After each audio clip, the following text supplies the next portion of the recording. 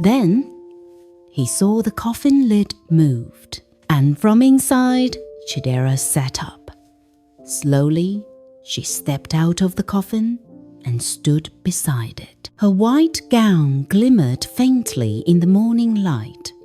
Her eyes were wet with tears that seemed to fall endlessly.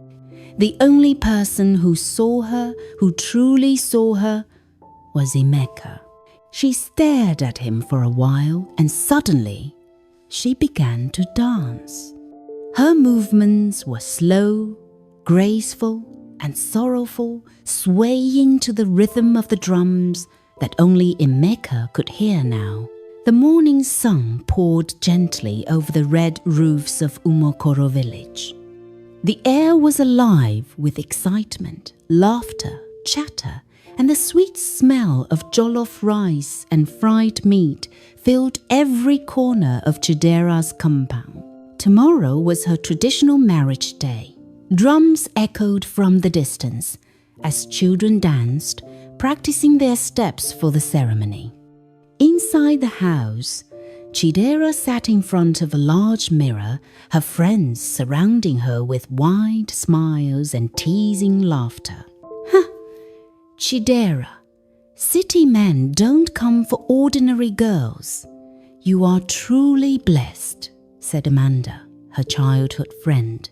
Laughter filled the room as the girls admired her beautiful George blouse and wrapper with all the accessories. Tomorrow, you'll be the most beautiful bride this village has ever seen, Amanda said. Even the moon will stop to watch you walk. Chidera blushed. You people should allow me rest a little, she said playfully. Since morning, I've been smiling and laughing. My cheeks are even paining me. I just want to take a short nap. With that, she stood, smoothing her dress, and turned toward her bedroom. Please, if anyone asks for me, tell them I'm sleeping. Her friends nodded in understanding. Chidera smiled gently and slipped quietly into her small bedroom. The noise of the compound faded behind her as she closed the door. Inside, the air was calm and soft. A faint breeze pushed through the open window, fluttering the white curtain. She lay down gently on her neatly made bed and dozed off immediately. Hours passed and Chidera didn't wake up. It was evening when Chidera's mother, simply called Mama Chichi, entered into the house, humming softly. She had prepared her daughter's favorite meal, rice and stew, and wanted to make sure she ate something before night. She knocked gently on the door. Chidera, my daughter, open the door. You've slept enough. It's time to eat. No answer. She pushed the door slightly. It creaked open. The room was still. Chidera? She called again, stepping closer. Chidera, my bride, wake up, my child. Chidera lay on the bed exactly as she had hours ago, her hands folded over her chest, her face peaceful. Mama Chichi's smile faded. She moved closer, her heart beginning to race. Chidera, she whispered again and placed her trembling hand on her daughter's arm. Her hand was cold. Mama Chichi froze for a moment, her eyes widening as tears welled up. Then she let out a piercing scream that tore through the entire compound. Jesus! Chidera, my daughter, my child! Oh, the people ran toward the house. Chidera, what is it? Mama, what happened? They burst into the room to see Mama Chichi on the floor, shaking and crying, clutching her daughter's motionless body. She was fine this morning, Mama Chichi cried, rocking back and forth. She was laughing. She said she wanted to sleep, the girls wailed. Men stood at the door, speechless. The joy of the morning turned into chaos and sorrow. The wailing in Chidera's compound grew louder as word spread through the village. Like wildfire, the bride-to-be was dead. Inside the room, Chidera's mother clung to her daughter's motionless body. Her cries were heavy and broken. She refused to let go of her. Everyone in the room was crying. They felt very sorry for Mama Chichi. She was a widow and Chidera was her only child. Chidera, my child, you promised to make me dance at your wedding, not at your burial. Who has done this to me? Mama Chichi's voice cracked, echoing through the walls. Amanda and Amara knelt beside her, tears streaming down their faces. She was fine this morning. Amanda kept repeating, her voice trembling. We were joking, laughing, she said. She wanted to sleep. Oh God, why? The air felt thick with sorrow and confusion. People crowded the doorway, whispering and shaking their heads. Then, suddenly the piercing sound of a phone broke through the wailing. Everyone froze. It was Chidera's phone, vibrating on the table beside her mirror. The caller was Emeka, her fiance. Mama Chichi's tears paused for a moment. Her trembling hands reached for the phone. She slowly picked up the call. Her voice shook. Hello? A deep, confident male voice came through the speaker. Good evening, Mama. This is Emeka. Please, can I speak to my wife? I've been trying her number since morning. There was a long pause. The only sound was Mama Chichi's faint sob. Emeka, she said weakly. Chidera, my daughter. She's gone. The line went quiet. Gone? The man repeated, his voice barely audible. What do you mean, Mama? Where did she go? Mama Chichi's voice cracked. She's dead, Emeka. Dead. She slept and never woke up. A sharp gasp echoed through the phone. Then came a heavy silence, followed by a trembling voice. Jesus Christ! No, Mama. That's not possible. I spoke to her this morning. What are you saying? Dead? My bride? Tears rolled down Mama Chichi's cheeks. It is true, my son. She's lying here in my arms. My Chidera is gone. On the other end, there was a loud thud as though something had fallen. Then Emeka's voice, now broken and desperate. No, Mama, no, I'm coming right now. I'm on my way. The line went dead. Mama Chichi lowered the phone slowly and looked at the crowd. No one spoke. The room was filled with the weight of grief and disbelief. By morning, news had reached every corner of the community. People gathered in groups, discussing the tragedy. Some blamed spiritual attacks.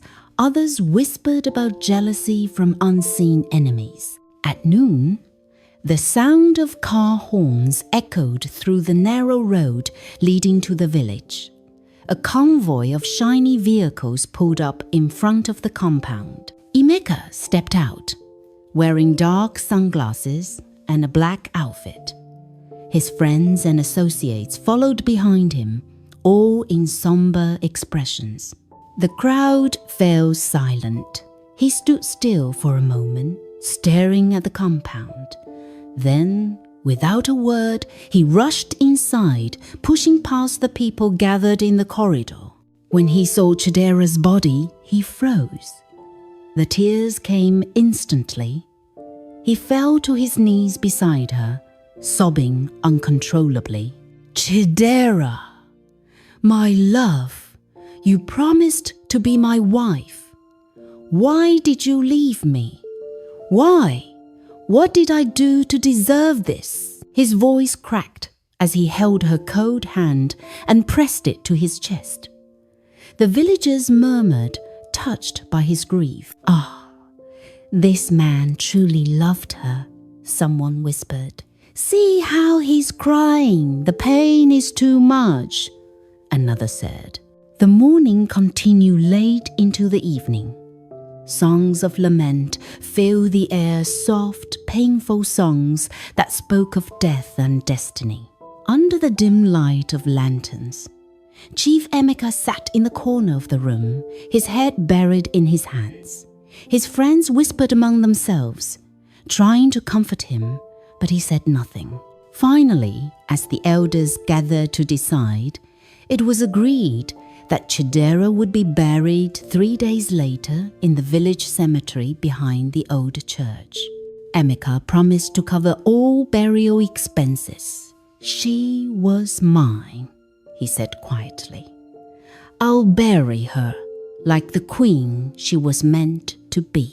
The villagers nodded in sympathy. 6 months before the tragedy, no one in Umuokoro had ever heard of a man named Emeka. He arrived one warm afternoon in a shiny black car that stirred up dust as it rolled into the village square. His presence turned heads, not only because of the car, but because of the quiet confidence that followed him. Emeka had come for a land inspection.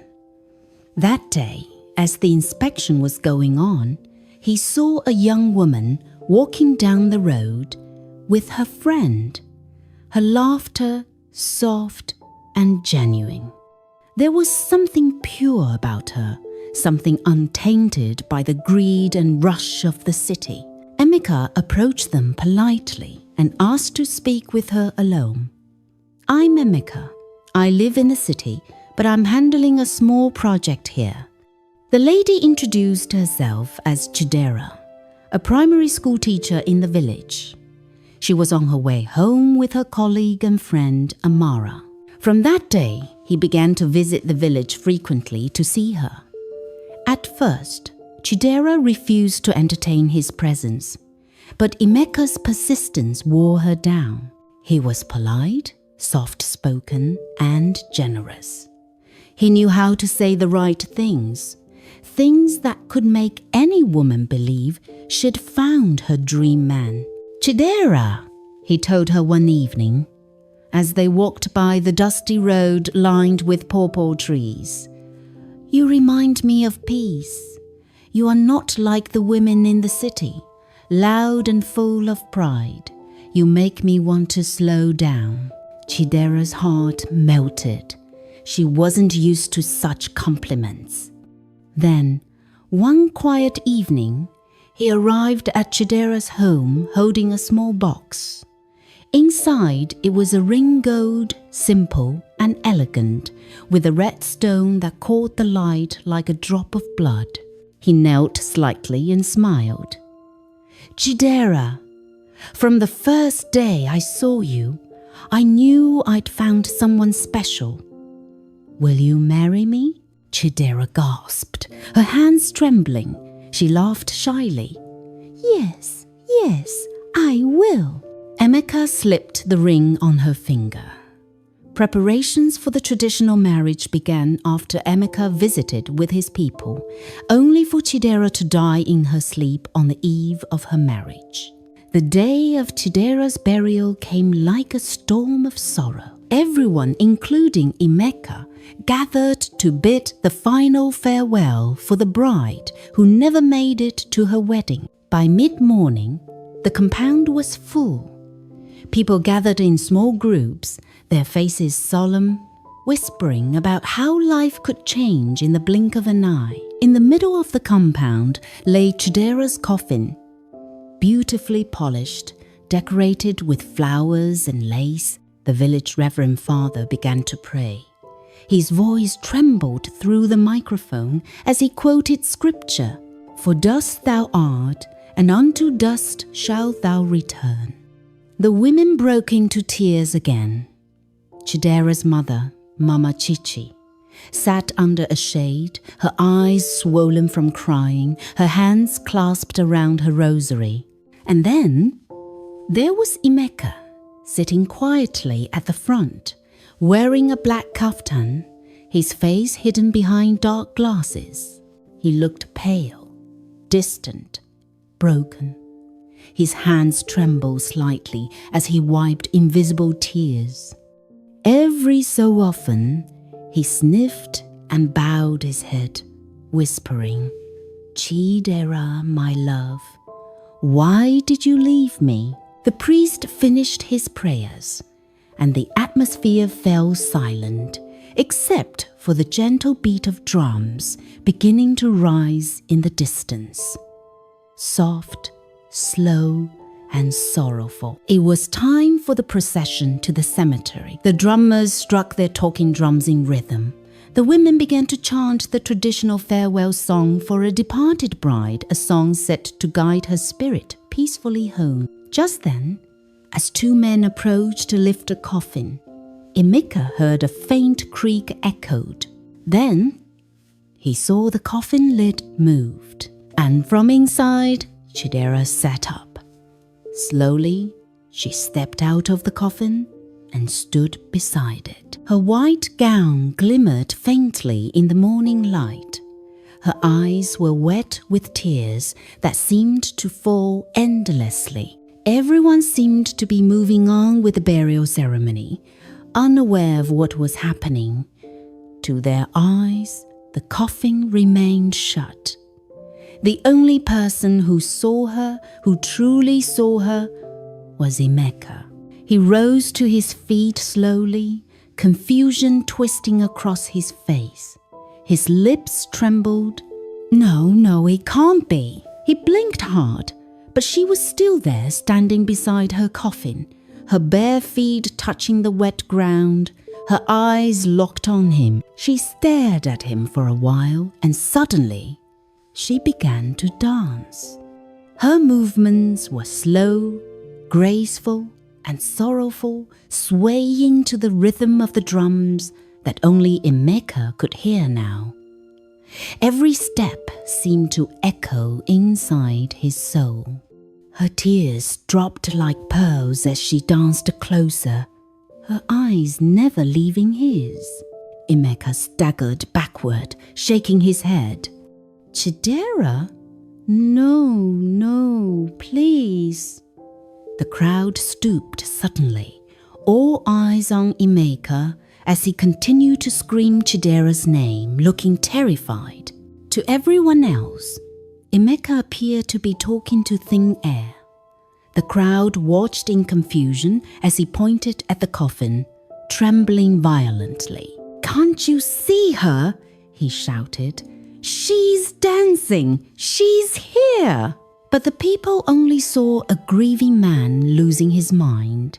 Emeka screamed even louder, a high, broken sound that made even the drummers drop their sticks. Mama Chichi clutched her chest, tears flooding her face. "What is he talking about?" she whispered. But Emeka could no longer speak. He stumbled backward, his face drenched in sweat.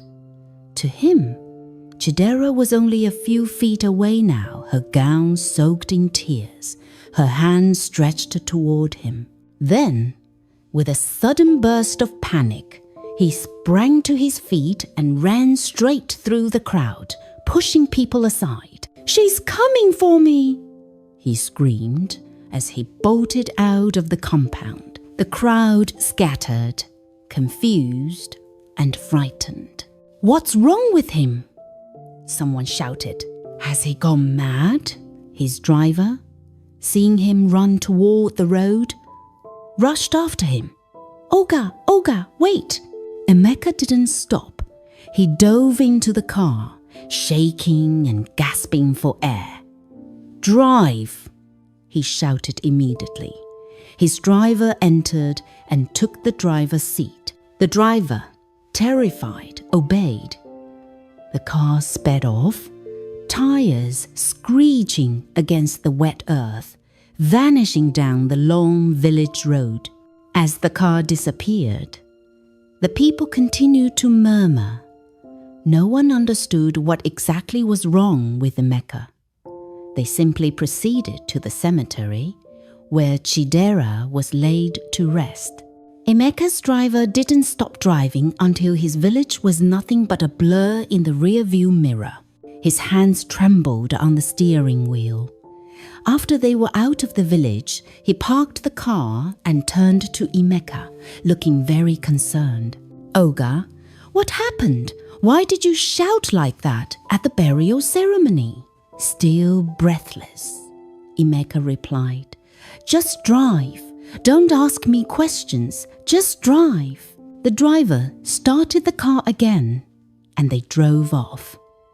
They drove for about 3 hours. When they finally reached his mansion in the city, Emeka stormed out of the car, slammed the door, and hurried inside. His heart still raced with fear. His mind couldn't stop replaying what he saw: Chidera's pale face, her slow dance, her eyes locked on him, and the way she reached for him with tears that wouldn't stop falling. He poured himself a drink and gulped hurriedly. His hands were shaking too much to hold the glass steady. The liquor spilled on his shirt. He muttered to himself, pacing the floor, "It's not real. She's dead." It was all in my head. But the house seemed to disagree. The chandelier flickered slightly. The air grew cold, colder than it had ever been inside that house. Then he heard a faint sound and a distant rhythm, the same drum beat. From the burial, his heart froze. He turned off the TV, thinking maybe it was a sound from outside. But no, the sound was coming from inside. "Who's there?"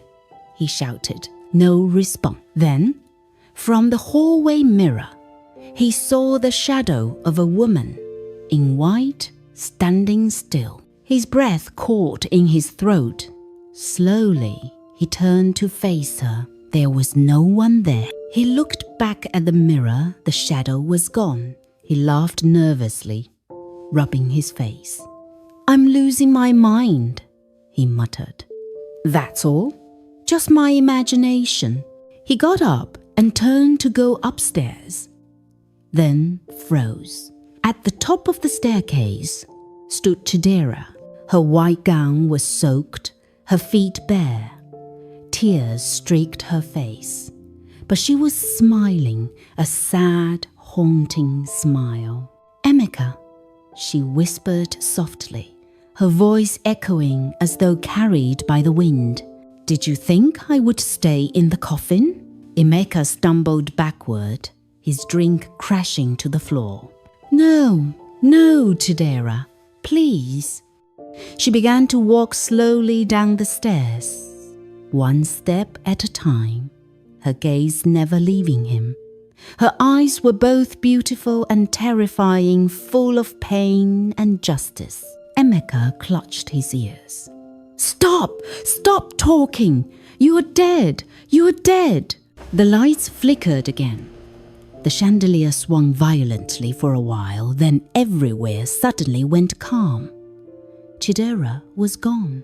Emeka ran to his bedroom, locked the door, and collapsed on the bed, breathing heavily. His phone buzzed beside him, a message notification. With trembling hands, he picked it up. It was from an unknown number, and it read, "I'll see you in your dreams." He threw the phone away, jumped from the bed, and fell to his knees, weeping. That night, sleep refused to come. But when it finally did, it brought no peace. He dreamt he was back in the village, standing before Chidera, in a wide field. She stood still, smiling and crying at the same time. Then she whispered, "You took away my mother's only joy, and you think you would get away, Emeka went on his knees asking her for forgiveness. He was still begging when he woke up screaming. Sweat drenched his body. The clock read 3 a.m.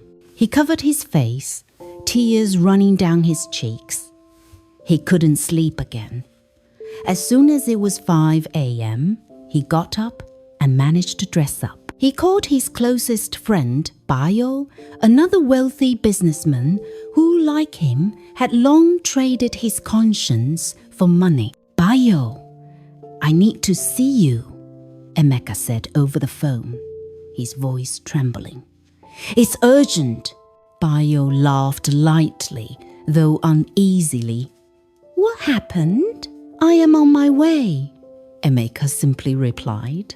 1 hour later, Emeka arrived at Bayo's palatial home.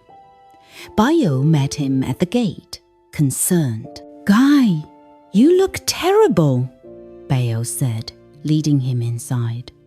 You've lost weight. What's going on? Emeka sat down, rubbing his hands together. His eyes were sunken, his voice low. She won't leave me, Bayo. Chidera is haunting me. Bayo frowned. Haunting you? How? I saw her at her burial, Bayo. She got up, she danced. Only I could see her. I ran away, but she followed me here. She's everywhere.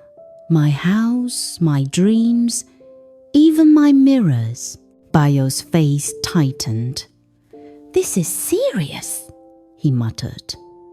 You sure it's not your mind playing tricks? Emeka looked up sharply. Does madness send text messages? Does madness stand in my room at midnight calling my name? Bayo stared at him silently for a while, then sighed. Okay, let's go and see Baba. He'll know what to do. Emeka nodded eagerly. Bayo got dressed and they both made their way to Baba's house. They reached a lonely compound surrounded by tall trees.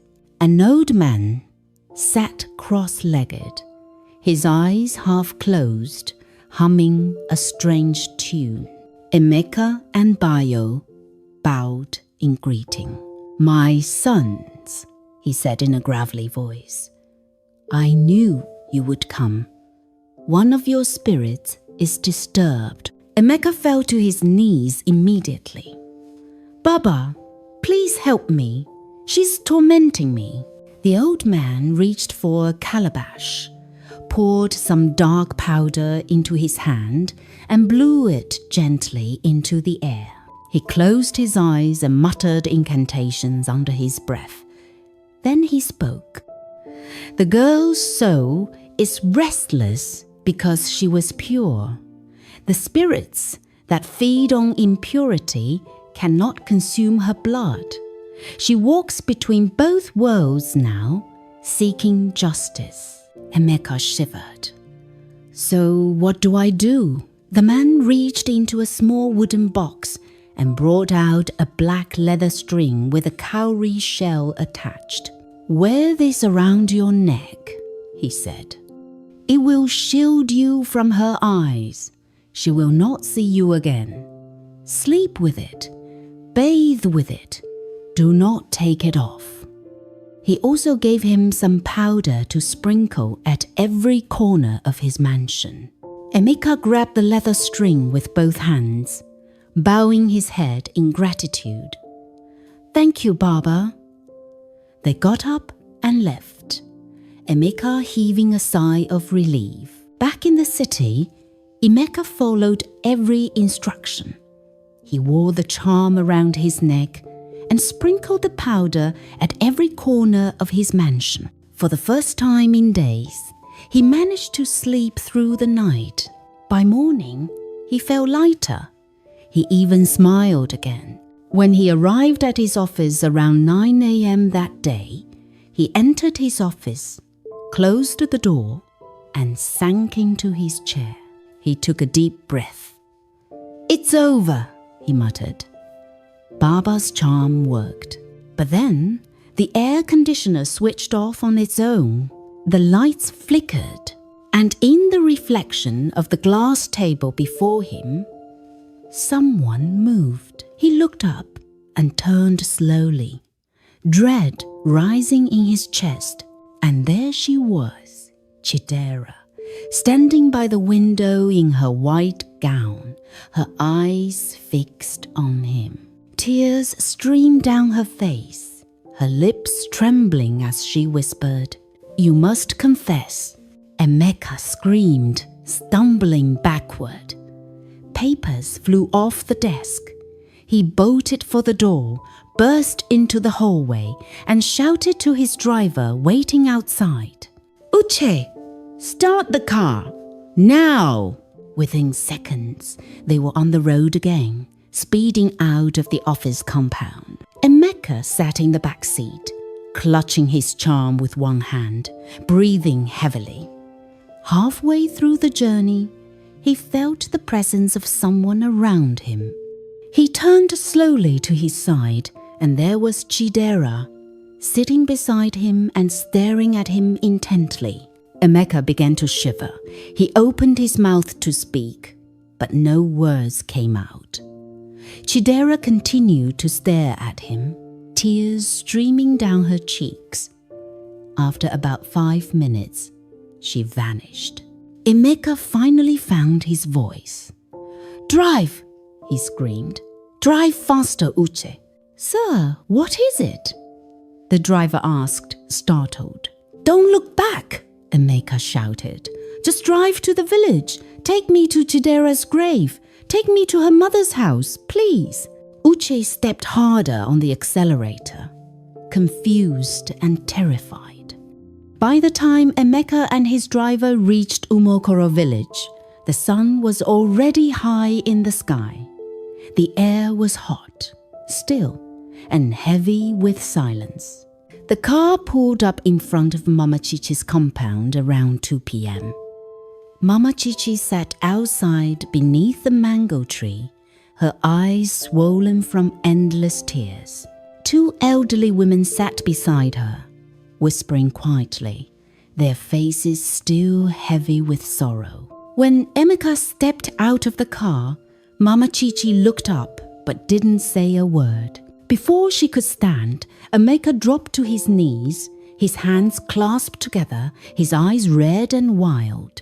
"Mama, please, forgive me," he said, his voice cracking. "Forgive me for what I did. I beg you in the name of God." Mama Chichi frowned, confused. "What are you talking about?" Emeka began to weep, his tears dark and heavy with guilt. "I killed your daughter," he said hoarsely. "It was me. I'm the reason Chidera is dead." The women gasped. One of them stood immediately shouting, "Tuviakwa! God forbid!" Mama Chichi's hands began to tremble. What did you say?" Emeka's voice broke as he continued, his confession spilling like poison that could no longer stay contained. "I am not who you think I am. I'm a ritualist.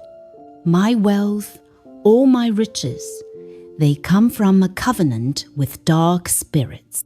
Every 5 years, I must offer the soul of a woman who loves me, a woman I promise to marry. The power is in the ring." He lifted his shaking hand toward them, as though seeing the cursed ring again. "Once she accepts my proposal and wears it, her fate is sealed. She must die before the wedding day. That is the sacrifice. Chidera, she was the 4th bride. There were 3 others before her." Mama Chichi's scream pierced the air. "Jesus Christ of Nazareth, my daughter, my only child." She threw herself to the ground, hitting her chest.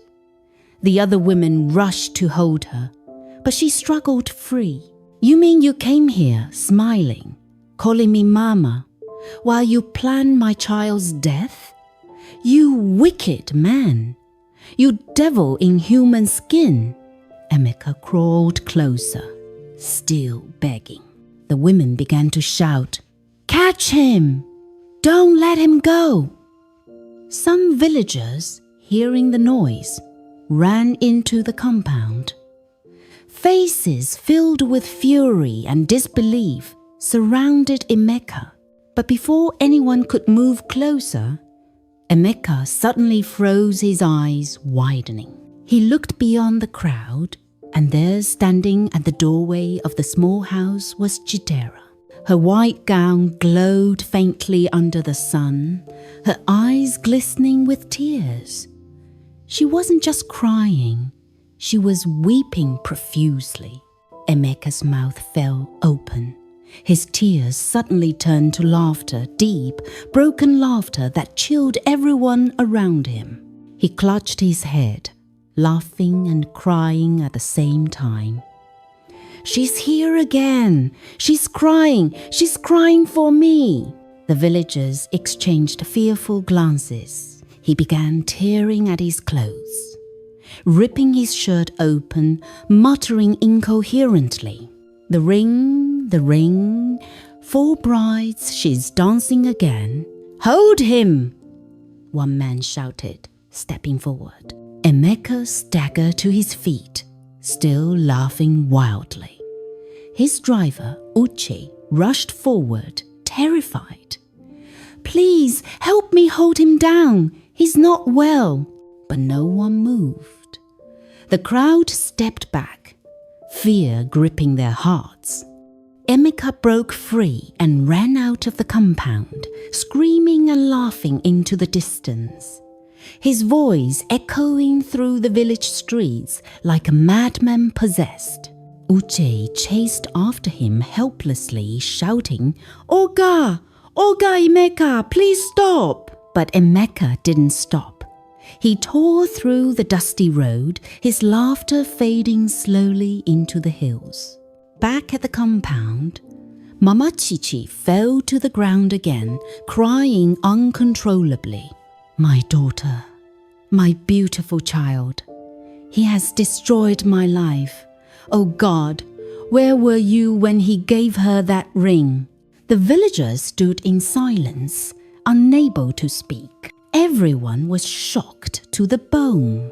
Days turned into weeks after Emeka's shocking confession in Umuokoro village. The once respected businessman was now a shadow of himself, wandering, muttering, and laughing at unseen things. His family found him soon after. They took him back to the city. They carried him to a psychiatric hospital, where doctors tried every treatment they knew. His case was strange. Sometimes he was calm, but then, without warning, he would begin to dance slowly, as though following an invisible rhythm, whispering over and over again, "She's dancing again. She's dancing again." He was moved from one hospital to another, from one prophet to another, from one man of God to another, yet none could cure him. Each time they prayed, he would laugh bitterly. One rainy night, the nurses at the psychiatric home noticed his bed empty. The window had been forced open. Emeka had escaped. He was never seen again. As for Chidera's mother, Mama Chichi, life never returned to normal. Each morning, she carried fresh flowers to Chidera's grave, her steps heavy with grief. She would kneel beside the mound of earth and weep softly. "My daughter," she would whisper, "I should have known. I should have prayed harder. I should have asked questions. I should have seen through his charm." The villagers often saw her sitting there until sunset, staring at the grave as if expecting Chidera to rise again, just to tell her mother she had forgiven her. Slowly but surely, Umuokoro village moved on. Chidera's story became a warning. Parents told their daughters, "Shine your eyes before you say yes. dear viewers, rituals for wealth may promise riches, but they steal what matters most: peace, love, and sanity. No man who feeds the spirits of darkness ever sleeps in light. True success comes from hard work, not from blood. May the story of Chidera, the bride who danced at her own funeral, remind the world that no secret stays buried forever. Thank you so much for watching. If this story touched your heart, please don't forget to like, share, and leave your thoughts in the comment section. And if you're new here, make sure to subscribe and turn on the notification bell so you won't miss our next powerful African story. Until next time, stay blessed, stay kind, and remember, what the wicked bury, the truth will always resurrect.